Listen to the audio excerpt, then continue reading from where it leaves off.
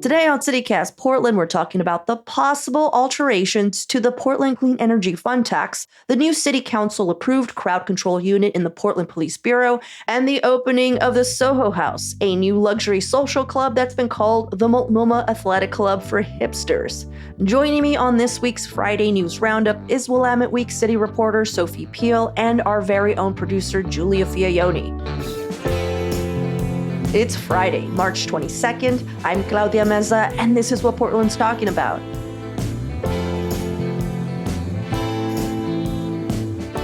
Welcome, everyone, to the Friday News Roundup. Sophie, Giulia, thanks for hanging out with us this morning. Hi. Hey, thank you. For all of our new listeners, today is the day we break down some of the biggest local stories of the week with some of the best and brightest journalists in town. But before we head over to the news, I like to ask our guests an opening question so people at home can get to know them a little better. I mean, I know our regulars already know Sophie who be dingin' Peel and Giulia, terrible upstairs roommate Fiaoni. But for those unfamiliar, here's what you're dealing with. So last week, it was reported that a section of southeastern Oregon is now home to the largest dark sky sanctuary in the world. The area spans 2.5 million acres of Lake County, and it was certified this month by Dark Sky International, which is a U.S.-based nonprofit that aims to reduce light pollution. So it made me wonder what possible made-up sanctuaries Portland could be home to if we were to create them. For example, I think we're already a vegan sanctuary of sorts, because we're known for our vegan food scene. But I also think we could be a sanctuary for middle-aged white men who like to fully deck themselves out in super expensive cycling gear, like racing helmets and jerseys that match those little shorts, even if their commute is less than 5 miles. Especially. I feel like we do provide a safe space. Yeah. What would your sanctuaries be? This one is clearly biased because I have green hair currently, but I think we're a sanctuary for people with colorful hair and just strange haircuts in general. And I feel like when I've gone to other cities with my hair looking like this, there's like puzzled looks and questions or comments, but in Portland, people just don't even notice. They're like, yeah, your hair's green and we're not going to talk about it. Really? Even in like LA or New York or Toronto? I've gone to LA since then, and yes. And I think mostly because I was in the suburbs, but even then, in the suburbs in Portland, people don't even flinch. So comparing suburb to suburb, for sure. What about you, Sophie? I have two. Ooh. One is like more utopic, and then one might actually be a current sanctuary, at least for me. Okay. So first is like big cats that don't bite. So like tigers and lions and leopards. I just love big cats, but I'd like to like be able to hang out with them and not be eaten by them. So you hope you want a sanctuary of big cats that don't bite. Yes, I realize this is maybe a little out there, but it's true. I mean, I really like big cats, but I don't want to be eaten by them. Yeah, valid. Anyways, big cats that don't bite.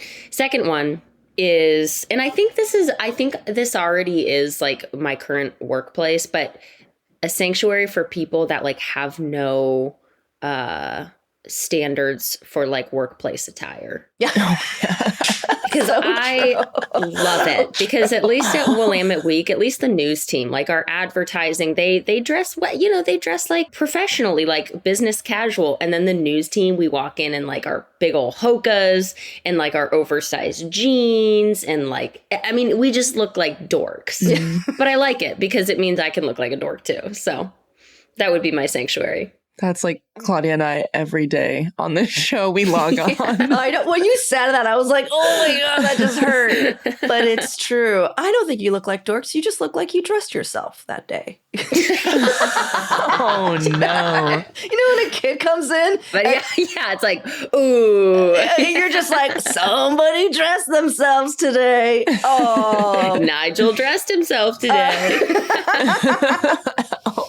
Oh my God. Well, thank you for all your answers. But before I hand it over to Sophie, I have a quick correction. In our midweek roundup, which was published this past Tuesday, I incorrectly stated that the city's Park and Rec Bureau let a bunch of trees die out in East Portland. But in fact, it was PBOT, the Portland Bureau of Transportation. And they were quoted as saying, "We simply are not set up for nor have the skills for tree maintenance beyond that."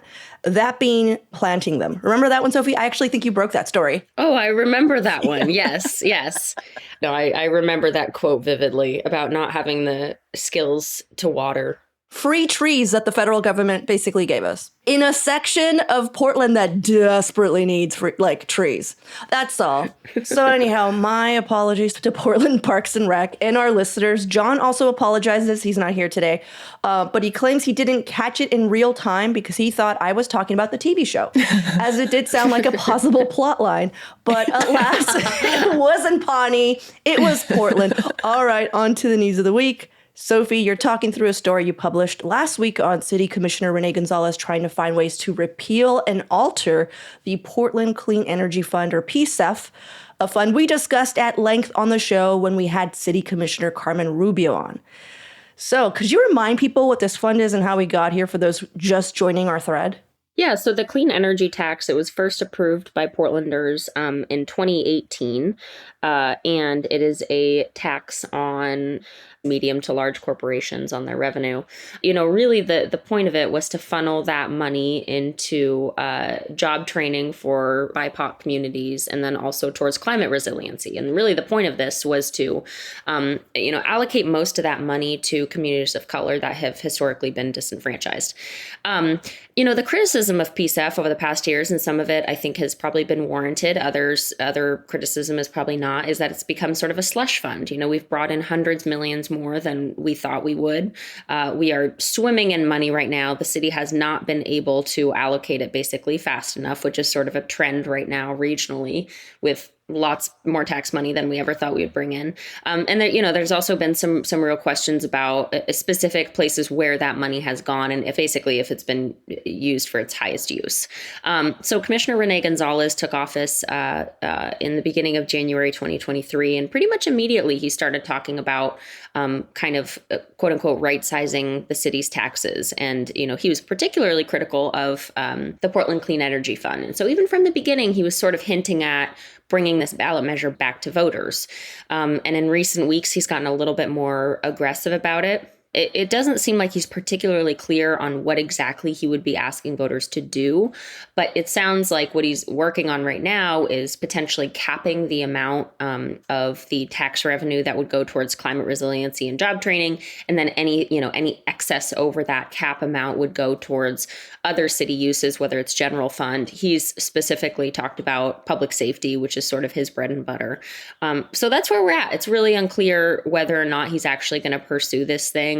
And, all he needs is 3 out of 5 of his city council colleagues. He's already 1 vote. He needs 2 more. Dan Ryan seems to be in strong support of it. I think Carmen Rubio is probably unlikely. I think Ted Wheeler is actually probably unlikely. I think if anyone, he's probably going to get Commissioner Mingus Maps. But it's unclear where they all stand right now. And yeah, he's got to, he's kind of ramping up the temperature on that. And we'll see. It's moving quickly. I still feel like no one is on the same page, even Commissioner Dan Ryan, who agrees with Commissioner Renee Gonzalez, because he's talking about a completely different approach. Like, I'm going to read you his quote. He wrote, "My message has been consistent for months. I think to the big 3, PCEF, supportive housing service, and preschool for all taxes needs to right-size the ask of taxpayers based on miscalculated revenues that are far exceeding projections, resulting in government failing to expend what we are receiving for the intended purpose of the target revenue." Basically, we're making too much money and we're taxing people too much. And I have to agree with that. Like, I feel like I'm always down for less taxes. I'm speaking specifically about taxes that affect personal income and small businesses. PCEF is not that tax, though. Mm-hmm. But Commissioner Ryan did bring up 2 other taxes that he feels are bringing in more money than anticipated and could be recalculated. And both those taxes are income-based and both affect like mid-sized businesses. I wouldn't say small businesses, but I would say mid-sized businesses. Do you see a correlation there at all? I think it's too early to say, and I'm sure they're having conversations behind closed doors about how they can find a middle ground, because Commissioner Ryan and Commissioner Gonzalez have, they've been tag teaming some of these various initiatives that they've had over the past, 12 months. And I would say they're actually probably the 2 most aligned people on city council right now. And, you're right, Claudia, like they are talking about different things here. Commissioner Ryan is talking about right-sizing these taxes, basically lowering the tax rate. And Commissioner Gonzalez is talking about capping the tax rate. I think right now it is very much like, let's put all these ideas in a pot and let's talk about them. So I would imagine at least those two could come to sort of an agreement about what to do about this.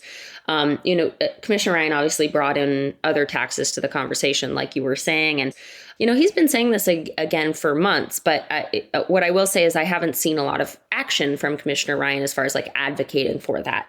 Well, something that I also noticed, Sophie, is this alliance between Commissioner Dan Ryan and Commissioner Renee Gonzalez. If you were like to say who would have been aligned together, it would have never been those two. Like, here's the deal. Dan Ryan, he really did champion safe dress. Like, that's a successful program. He also like kind of pushed through this, was it the Steel Bridge skate park? That's something that's been like bopping around for 20 years. And he was able to figure that out. So I don't think Dan Ryan is like incapable of doing stuff. What I find odd though is that he always pitches his flag to one of the most unpopular commissioners. I don't know. I think as far as Commissioner Gonzalez, like, I think he has a good chance of becoming our next mayor. Oh, for sure. For sure. But I'm just saying, like, in the eyes of the council, every time Gonzalez says something, the council's like, no, buddy. Oh, I see. In the eyes of city council, he's unpopular. Okay. Yeah. I'm saying within city council. Like, for example, when all of the like codes and stuff for new builds were being rebuilt and Carmen Rubio was working on that with her team. And Gonzalez was just like, yeah, but can we just let birds die, please? And Dan Ryan was just like, yeah, fuck birds. You know what I mean? It's just like, you guys, that's a terrible idea. No one's going to say no, because no one's going to go on into history saying, yeah, the reason all these birds are flying into buildings in Portland is because we allowed that. You know what I'm saying? Like, there's just certain things where I'm like, that just doesn't make any sense. I would push back against that a little bit. I mean, I'm all for bird safety. Like, I don't want birds. Sophie hates birds. Wow. I think, every policy idea that Gonzalez throws out, like developers, I'm sure were excited about that because they've never liked the bird glazing. Womp womp. Too bad. I know. I think Gonzalez is a lot. Yes, he can be polarizing, but I think there's a big, swath of Portlanders that are really big Gonzalez fans. I mean, obviously he got elected. So anyways, I just think sometimes he can be a little haphazard in how he approaches it. Not fully thinking through, for sure. Like just this, like right now, what we're talking about. He basically was like, how about we cap it? Or how about we give most of it to safety? Or I don't know, but like, let's do something, I will say, like, it's kind of interesting because Commissioner Gonzalez has gotten flack from his colleagues for basically not floating ideas by them, by just bringing them to council and saying, this is my idea. In this email thread that I reported on, this was him kind of starting to float, like, can we talk about this? So it seems like, and look, I am critical of every single one of our city council people, but I will say there's a bit of a double standard there of like, and I think this goes for all of them, where if they bring something to council that is fully fleshed out and they haven't told their colleagues are pissed. But then if they put something in writing that is not fully fleshed out and it's just like, let's talk about it, then they also get shit for like not having a really formulated idea. So, and I think that stands for all of them. I think there's just a bajillion double. I think it's easy to criticize, which that's our job. But are you saying it's a toxic environment, Sophie? When is politics not a toxic environment? A toxic work environment? Yeah. Well, yeah, no, that all makes sense. I feel like up to certain policies that Gonzalez pointed out, I was always the one that was like, he's talking sense here. Like, he's saying a lot of things that make sense. But then once we started getting into like him like actually being, okay, this is how we would save money or whatever, I'm like, those are all terrible ideas. They're very short-sighted. We're going to have a city full of dead birds, dude. Like, that's not a good idea, I think Commissioner Gonzalez, like, I think he is a really green politician, and I think it can be sloppy sometimes. Before he even became a commissioner, he always kind of reminded me a little bit of like a kid in a candy shop. Like, he's really eager and he gets excited and he latches onto ideas, even though he hasn't necessarily fully thought them through. And I think he's shown a lot of that in the first year of sort of just being like, I like that. And it's the sign of a rookie. Well, Giulia, what do you think? I think right now I'm mostly curious, Sophie, about what some of these social justice and climate justice groups are concerned about. Like, what are the things that they're bringing to the table right now that are their priorities and how they're seeing this possibly playing out if Gonzalez were to make some moves? Yeah, so there's a small group of kind of these core nonprofits that really were integral to getting PCEF passed. Yeah. A lot of times, too, they are they get PCEF funds. And so in recent weeks, they've been meeting together, the leaders of these nonprofits and saying, okay, this could actually be a real threat right now if he takes it back to the ballot. How are we going to fight this? So I think they're playing through different scenarios right now of like, okay, what's the first way we can stop this? We can lobby city council and we can try to convince 3 of them that this is not the way to go. That's sort of their first level of like protection. If that doesn't work, they've got to think a little bit bigger about, are we going to launch a campaign if he does get this referred to the ballot? Like, what's money going to look like? Where are we going to get our funding? How are we going to do it? So, there's real concern. I think 6 months ago, this threat was not as palpable to them. But, it just didn't seem real. And I think they thought, is this another one of his kind of like slapdash ideas that never comes to fruition? And I think there's still a chance of that. I think there's still a chance of him, he's a really good talker, but he does have issues with follow through. Yeah. You know what? Commissioner Mapps has the same problem. I think I don't know how it's going to turn out. I don't know if he's actually going to try to get this thing referred to the ballot. I don't know if he could, if he wanted to. But I think that core group of nonprofits, that's the Coalition of Communities of Color, that's Verde, that's Apano. The Neighbors for Clean Air, the Sierra Club. Mm-hmm. You know what I thought was interesting was that before Commissioner Gonzalez, these organizations were also like trying to figure out how they were going to fight Commissioner Rubio. Yeah. Commissioner Rubio was allocating a lot of the PCEF funds to adjacent climate things, but within the city. Yeah. Yeah. And that's the key part, I think, is that these groups are saying, look, this tax was passed under voters, the promise that this money would go to disenfranchised groups, not back to the city to fill budget holes. So, that's another threat. I think they're seeing that one as a bit of a second tier threat, partly because the nonprofit community and the activism community is a little bit split on whether Commissioner Rubio's idea is a fair one or is robbing these groups basically of the funds that they were promised. So they're less aligned with that than they are against Gonzalez's idea to really alter this tax. But they are very critical of Commissioner Rubio basically plugging budget holes, which is, it does both. Kind of needed. Yeah, we're plugging budget holes. We also are putting these dollars towards climate adjacent projects. So it's not like they're just going to filling potholes. Well, what about the Keller Auditorium, though? You know what I'm saying? That one feels like a bit of a stretch to me. And I've reported a little bit on that whole thing.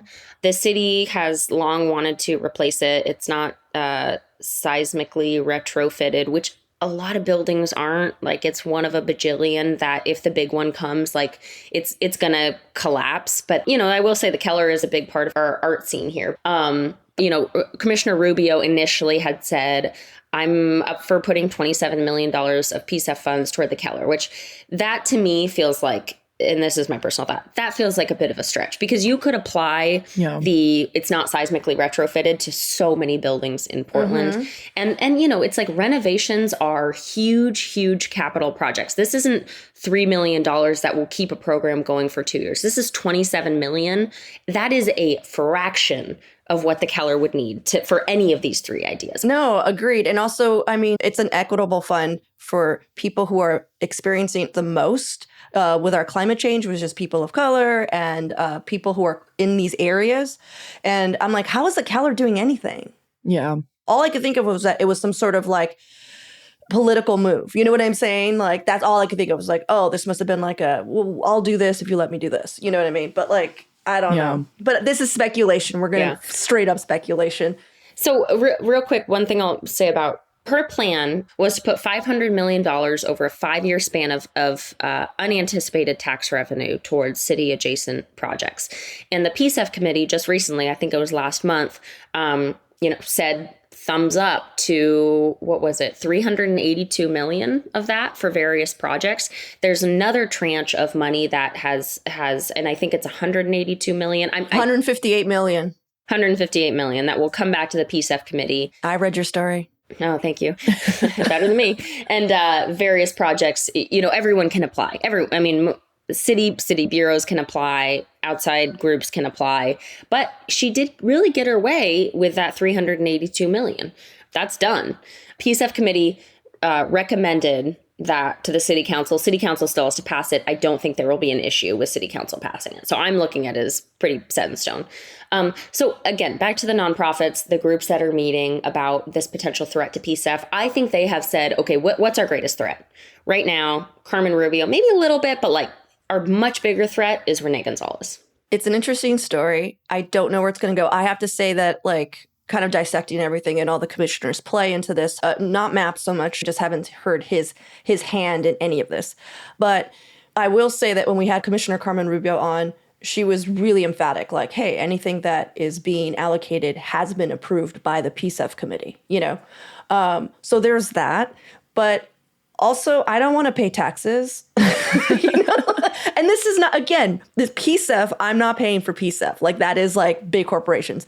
But like the other taxes that Commissioner Ryan pointed out, I'm just like, yeah, that would be awesome. If it's like a PCEF style dilemma where they're getting too much, I don't trust the county to spend it, efficiently. They're barely spending a lot of their budget efficiently. Mm-hmm. Like, yeah, you obviously asked for too much. You wanted a certain amount. You got it. Let us stop paying taxes,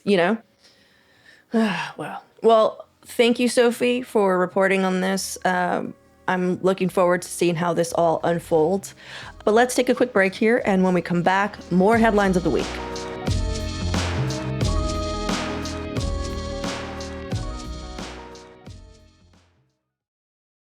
Shipping can make or break a sale, so optimize how you ship your orders with ShipStation.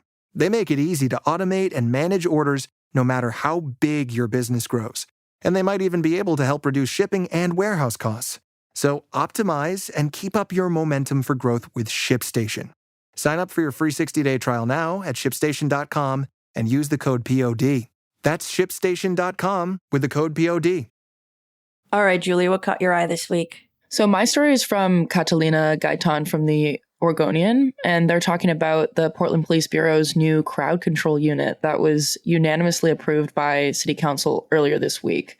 So this new unit was proposed in anticipation of protests related to the upcoming presidential election and to replace what was the city's rapid response team, which, some context, completely dissolved in June of 2021 when one of the officers was indicted on fourth-degree assault charge after being accused of striking a protester's head with his baton in August of 2020, which those charges ended up being dismissed anyways 2 years later after there was a public apology made by him and the city paid the protester over $60K. But to get into this new unit a little more, it's going to cost the city an extra $380K a year because they're giving each of the 40 officers a 6% pay raise to account for the extra 90 hours of training they have to do, and the fact that it's a specialized unit, which this raise is very similar to how they would account for things like paying people more for being on a bomb squad or a SWAT team, for example. But it is important to mention that during Wednesday's council meeting, the union president, alongside many of the council members, pointed out that this new public order unit is intended to be aligned with recommendations that were made by the independent monitor, LCC, which was a result of the Department of Justice stepping in to address everything that went wrong with the Portland Police Bureau in 2020. So the point is the new unit is supposed to be watched closely to make sure that everything is aligned with constitutional standards and national practices based off of these recommendations. But before I continue, I kind of want to hear what's going through both your minds. What are you thinking on this? Well, immediately, the rapid response team, did you say it dissolved? It did, because everybody quit. Yeah, because I was like, no, it didn't dissolve. Yeah. Everyone resigned. Everyone resigned. Everyone quit. 50 members resigned from the team the moment that this man, Officer Corey Budworth, was indicted on fourth-degree assault. Everyone was like, oh, yeah, well, we're gone. And to me, that's a big difference. Everybody quit because they couldn't believe somebody was being held accountable. Mm-hmm. And that is like what my first initial hit was, just like, so we're just renaming this team. Yeah. I agree that there needs to be a specialty trained unit within the police bureau that deals with these charged crowd control, like political protests. And I also agree that a specialized work unit requires extra training because it's extra risk in any field. It should be paid more. But I'm disappointed that the city council signed off without confirming what those 90 hours of specialized training would be. We just heard like, hey, they're going to follow laws now. Cool.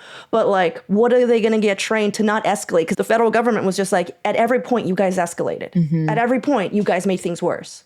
I'd be really curious to know like what the overlap is between the former group that all resigned and this new group. Oh, yeah. Like it'd be really like if it's 20% overlap, if it's 80% overlap, I don't even know what the meaning of that necessarily would be, but like how close of a iteration is this of what it previously was? And I think this is going to be so closely watched, the actions of this new, just because it is so politically charged, it's racially charged. I mean, it's charged in every way.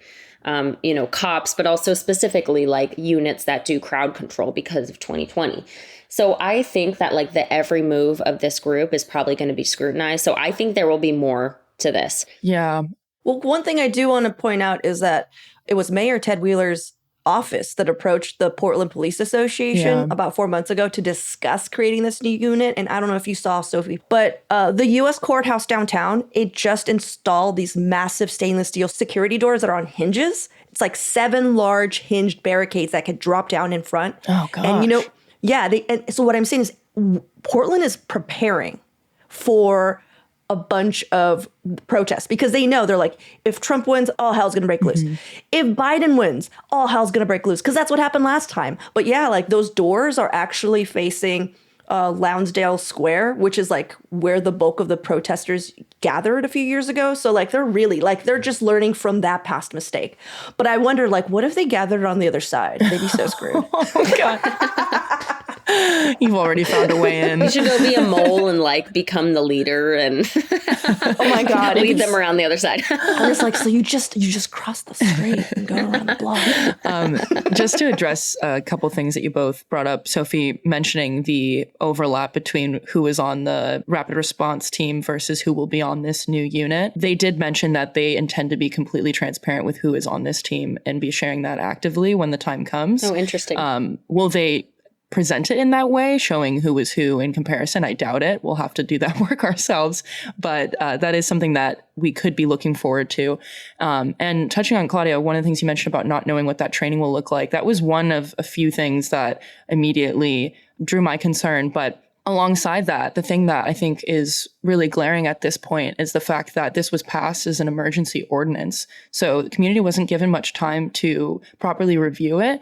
And on top of that, it's coming at a time where the Portland Police Union is trying to push for the Civilian Police Oversight Board to be less involved in making sure that these officers that act out are actually properly reprimanded outside of what the police chief says is correct. So all of these things coming together is what I think could make this very difficult at this point. That's an interesting dovetail, though, that, the PPA is trying to basically really alter the purpose of this new oversight body at a time when they're also trying to bring back the most controversial section of the police bureau. That is a really good point. Mm-hmm. I'm all in support if they're actually trained and they don't break any reporters' limbs or leave protesters with life-altering injuries or drown an entire section of the city with banned chemical warfare. Or if they maybe not get the city sued and further strain it financially with insane payouts. Do you remember the amount of money that the city had to pay out? Yeah. The fact that the city has no money now, it's like, I wonder why, folks. We're still paying out. It seems like every other week there's three payouts on the agenda. And not small ones. Yeah. To that point, too, one of the community members that made a testimony at the council meeting earlier this week was talking about how there should be a clause within this new unit that, first of all, they shouldn't be able to just resign if somebody is being held accountable for their actions and acting out. And two, that within those liability claims, that amount of money should be taken out of their pay raise. They should be responsible for the damages that they have carried out, which I think is really interesting and something I really doubt they'll ever do. But it's never going to happen. But yes, Yeah, and I feel like a lot of conservatives, they should be mad too. This is their money as well. Like, they're always talking about tax money being wasted and whatever. It's like they're wasting so much money because they're literally not following laws. Like this, just like if they just did the basic minimum of their job, they would be following laws. Yeah. Again, I know this is necessary. There needs to be a special wing. It can't just be police officers that have never done this. Like you would want a specially trained force that knows how to deal with crowds, But like we just have such a terrible record. Sophie, do you have faith that this is going to be a completely different new unit of like law-abiding officers? I have no idea. I usually feel like all my predictions are like completely wrong. So I've just stopped predicting things, including this. Well, Giulia, did you happen to sit through the testimony, or did you see how the vote passed? Like, were people like, nah, or were people like, yay, Yes, I did watch it, and it sounded like everyone was carrying a similar energy into the decision where they were feeling confident that this was the right move and that they were looking forward to seeing how it is carried out. Very serious, but hopeful, which was also something that I felt suspicious of. But everyone voted yes. And it seems like people are willing to at least compromise and have a discussion about what they hope that this will look like moving forward. Cool. Well, my story this week is about the Soho House. Just like a complete right turn. Just Huge like, topic shift. Yeah. Yes. Yeah. Well, to me, this is like kind of funny because I'm like, this is our city right now. And then the Soho House is like, hey guys, We're here. we're here. It's a new luxury social club that's been called a country club for quote unquote creatives. I believe it's also been called the Multnomah Athletic Club for hipsters. It just opened this past Monday in a pretty interesting location. I read articles by Eater Portland editor and friend of the pod, Brooke Jackson-Glidden, Willamette Week's new arts and culture reporter, Rachel Saslow, as well as a New York Times article written by Kelly Holterman. So immediately what made me interested in this story is that this club, like the Ritz-Carlton, is like yet another harbinger of like a new Portland that a lot of us are still wrestling with. But to some, like our mayor, it's seen as an investment in the future of our city, which is like literally a direct quote from an email that he sent the New York Times. But it's also creating like this visual and cultural dissonance because it's going into a part of the city that has been really hard hit by the homeless and fentanyl crisis. So before I go any further, can I explain what the Soho House even is? Because I feel like a lot of people are like, oh, screw this place, but they don't even know what it is. Yeah. So back in 1995, a posh restaurant owner opened the first Soho House above his restaurant, which was the London Soho House, which is where Prince Harry famously took Meghan Markle on their first date. To just kind of explain the kind of exclusivity that this place has, So now the Soho House, since 1995, now it has like 42 clubs all around the world. And then when it opened its Portland outpost this Monday, it became the Pacific Northwest first location, meaning we got one before Seattle and Vancouver, BC. Even San Francisco doesn't have one yet. Like the only other house on the West Coast is in LA. And according to the company, they even stopped accepting members because that's how exclusive they are. Anyhow, members who apply and are accepted will pay $1,950 a year or $4,500 a year, which would grant entry to all of the other 42 locations globally. And here's what you get. Okay, guys, I want you to know that I went in being like, fuck this place so hard. And then I looked at pictures and I was like, I could be sitting there drinking and I would be fine. Let me just tell you what it gets you. 4,400 square foot gym, which is literally almost the entire lot of my house. A lounge with a bar, and this bar is beautiful, you guys. A music room for events and performances. A restaurant that is helmed by Matt Ziegler, who was the chef at Renata. Also, it will soon have the longest rooftop pool in North America. Wow. And it will be heated open year round, which will also include a dining terrace. So there's going to be views, Of course. But where is it? This 2-story clubhouse that's taking up pretty much an entire block, it's like half of it or whatever, is located between 2 homeless shelters inside this restored Troy Laundry building on Southeast Pine and 11th, which is just like If you're not familiar, that's the Central East Side Buckman neighborhood, and that's where the sidewalks are pretty tent heavy. Let's just put it that way. Yeah, I almost got hit by a car there. So that's when you know about. Like, I know that place. I almost died there. That's when you know. And and also the thing that I was like, well, who's going to apply, and what are they like? What are the requirements? Because they're really exclusive. Mm-hmm. The Portland Soho House head of membership mentioned like Nike, Adidas, Wine & Kennedy, smaller creative agencies, artists, chefs, and winemakers, all of potential Soho House material. Fabulous. The chief executive also added tech workers and business owners as also fitting the bill. Where I was like, creatives? Yeah. So he was quoted in the New York Times article as saying, we're trying to reach a crowd that's creative in their souls and like-minded. I'm like, creative in their souls and fat in their wallet is what I'm hearing.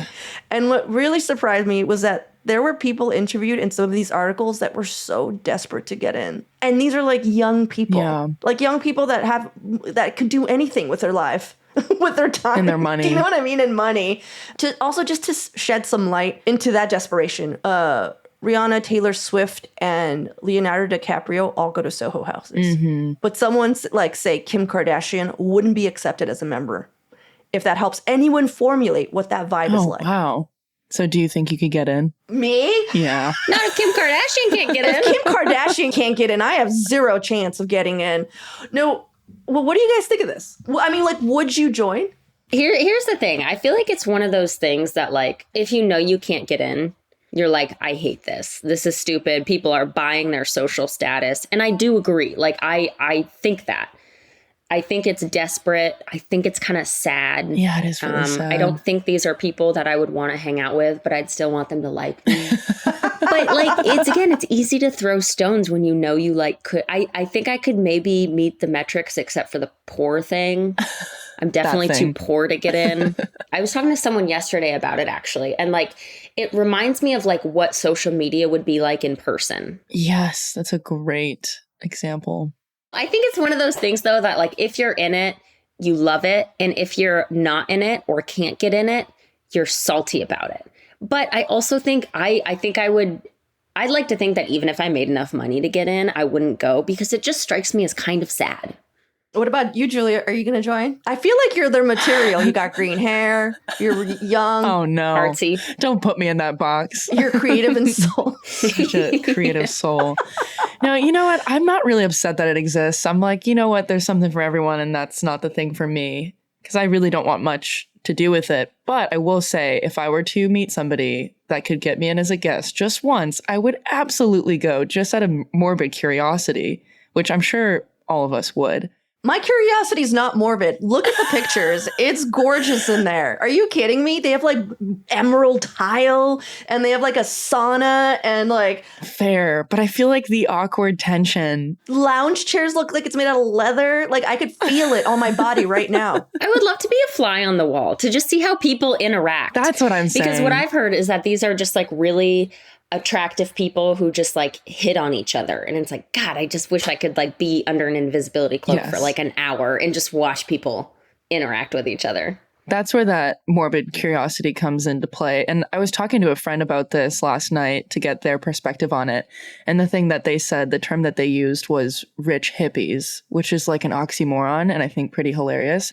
But it was a perfect term for this scenario. And I think what Soho House in Portland is trying to really exploit is this type of person where it's almost framed as this like community center, this environment for creativity, when the idea of this application process being so limited and so exclusive kind of squeezes out the element of creativity on its own, which is it's like something supposed to be boundless, which is hard to think through in a way where it makes you start to question like what it is that's actually being created in a space like that. So I will say that Rachel's article interviewed a bunch of people, some of them anonymous, who chose to be anonymous because they're like, I'm going to get into this.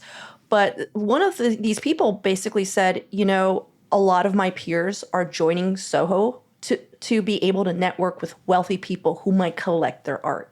And she thought, like this person who was being interviewed thought it was ridiculous and, of course, exclusionary. But the club does seem to be trading memberships with a lot of artists for their work, since all of the artwork in the building is from Portland artists. So that did get some younger and less wealthy folks into the door. My skepticism is that they're being used as like free labor and cultural cred, especially those who are people of color, who tend to be used in these spaces as visual reminders that the organization is like not only inclusive, but like really cool, you know? But it does beg the question, like, what is an artist and a creative? Like, most of the artists that I know in Portland wouldn't be able to afford that membership.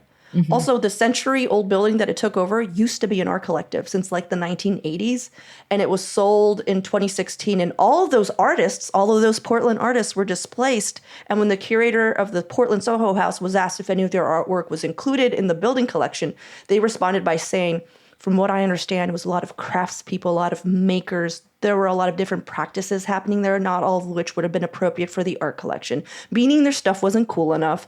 Also, a lot of those artists were in their 60s and 70s, which also says something, you know? So Sean McGonigal, who was a 72-year-old leather restoration worker and one of the previous, you know, art co-op's founders, was quoted as saying, if the Troy building is being used as a private nightclub for exclusivity and fake creativity, it's not going to work. But he also added that he believed the building was haunted and had nothing to do with anything. And I love that Rachel left that in the article. I was like, Rachel, what the fuck? Also, the building is haunted. That's it. I love that. It was my favorite. Seriously, I'm quoting this because it was my favorite part of that article. I was like, ooh. I thought that was such a good article. Y'all should read it. The positives are, you guys, that it's not wildly prohibited price-wise for like people that are already paying for all these services. Like, do you know like how expensive a gym membership is? $19.50 a year. $19.50 a year. Yeah, that's not, like if you're going to like Barry's or it's like $200 a month. Exactly. Okay, so let me tell you, I know I was just skeptical of BIPOC artists and creatives being used as cultural pawns or whatever, but Ray Renee, who works, and I don't know if I'm saying her name right, it's R-A-I, so it might be Ray or Rai Renee, who works for a creative agency and a nonprofit, said she wouldn't be mourning old Portland because she doesn't think that it was made for her.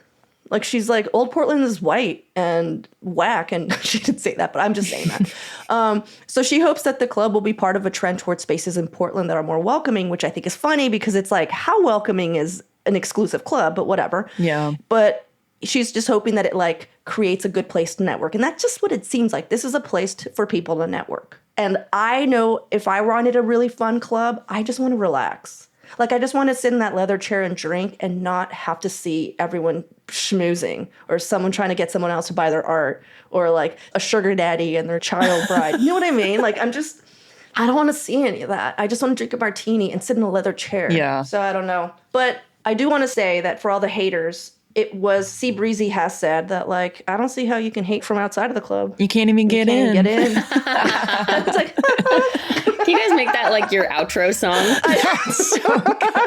and then the beat drops. The drop, yeah. It's the best. It is really good.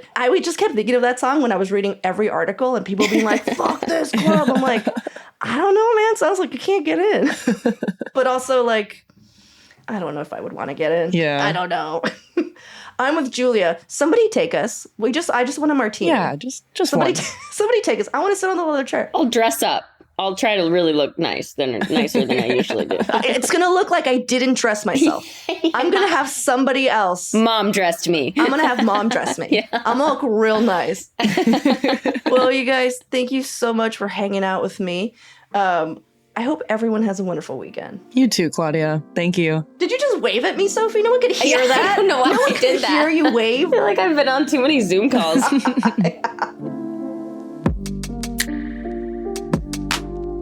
That's all for today here on CityCast Portland. Thank you so much for listening. Our executive producer is John Atariani. Our producers this week were Giulia Fiaoni and A.K. Al Mumin. Our newsletter editor is Rachel Monahan, and our host is me, Claudia Meza. Original music by Jenny Conley and Stephen Drizos. Additional music by Epidemic Sound and All the Kimonos. We'll be back Monday morning with more from around the city. Until then, see you at Slim's.